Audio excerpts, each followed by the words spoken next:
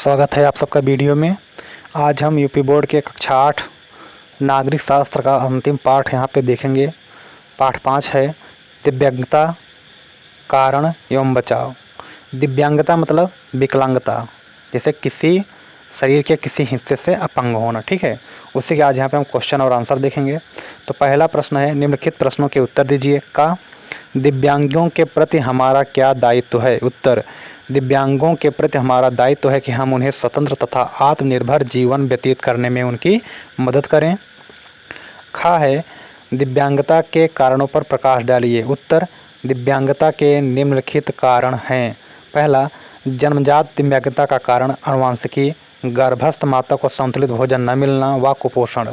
दूसरा, प्राकृतिक आपदाएं जैसे चक्रवात, भूकंप, बाढ़ आदि। तीसरा, आपसी सांप्रदायिक झगड़े। चौथा, सरल रेल दुर्घटनाएं। पाँचवां, युद्ध जनित विकलांगता। छठवां, यातायात संबंधी असावधानी तथा सड़क नियमों की अनभिज्ञता।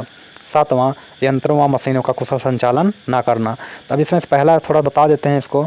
जैसे कोई बच्चा जन्म से ही विकलांग पैदा होता है तो क्या होता है, आनुवंशिकी होता है, या माता को खान पान सही नहीं मिला, या माता ने ऐसा कुछ कार्य कर दिया जब वो गर्भस्थ थी तो पेट में ही कोई दिक्कत हो गई, तो बच्चा विकलांग पैदा हो सकता है।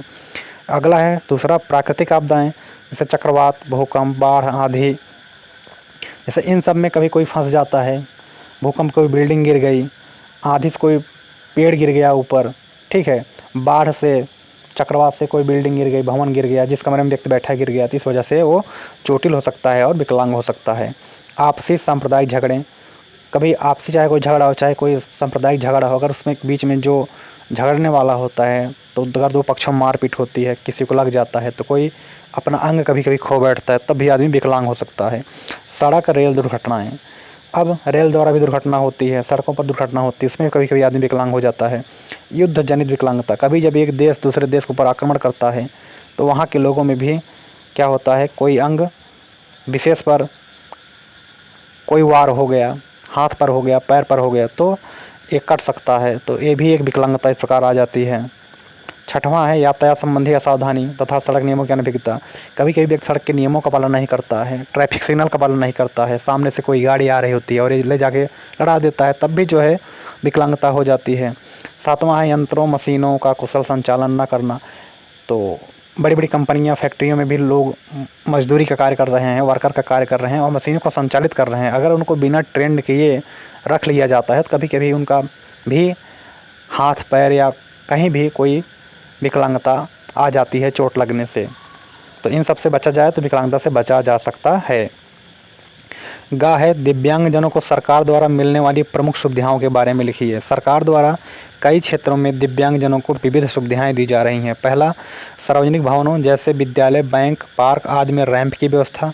देखिए रैंप आप लोगों के विद्यालय के बाहर भी लगा होता है, आप लोग नोटिस करेंगे आपके दरवाजे के बाहर एक लोहे का, दरवाजे के बाहर दोनों तरफ हरे रंग का पेंटा गया होगा, तो उसको पकड़ के लोग आते जाते हैं, तो उसे ही रैंप कहा जाता है।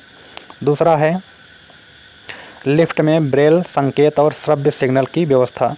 तो जैसे मान लीजिए कोई अंधा है तो अंधों के लिए पढ़ने के लिए कौन सी लिप होती है, ब्रेल लिपि होती है। तो लिफ्ट में अगर ब्रेल लिप लगी रहेगी तो अंधा व्यक्ति पहचान सकता है कि हम किस फ्लोर पे जा रहे हैं। और श्रव्य सिग्नल, कोई मान लीजिए क्या है, सुनने में मतलब कान से बाधित है, श्रवण बाधित है, तो सुन करके जो है पता लगा सकता है कि हाँ हमको किस लिफ्ट में जाना है या किस मंजिल पे जाना है। ठीक है। तीसरा है शिक्षा में नौकरी में विशेष सुविधाएँ, ये भी दिया जाता है सरकार द्वारा। चौथा है व्हील चेयर, कान की मशीन आदि उपकरणों का मुफ्त वितरण, ये भी किया जाता है सरकार द्वारा। पाँचवा है रेलवे, बस अड्डे, एयरपोर्ट पर विशेष सुविधाएँ जैसे रैंप, व्हील चेयर एवं सुगम शौचालय। तो रेल और बस अड्डों या एयरपोर्ट पर व्हील चेयर होता है जिसके थ्रू विकलांग यात्री को जो है उनके कंपार्टमेंट तक, उनके सीट तक पहुंचाया जाता है। ठीक। प्रश्न नंबर 2 है निम्नलिखित में सही तथा गलत का निशान लगाइए। स्टीफन हॉकिंस एक प्रसिद्ध सितार वादक हैं, गलत है। खा है दिव्यांगजनों के साथ समानता तथा समान व्यवहार करना चाहिए, सही है। गा है सुगम्य भारत अभियान दिव्यांगों के लिए चलाई गई योजना है, तो ये भी सही है। तो इस तरह से आपके पाठ 5 अर्थात नागरिक शास्त्र का जो अंतिम पाठ था इसका क्वेश्चन आंसर समाप्त होता है। पूरा पाठ ही समाप्त हो गया है इस पाठ के साथ।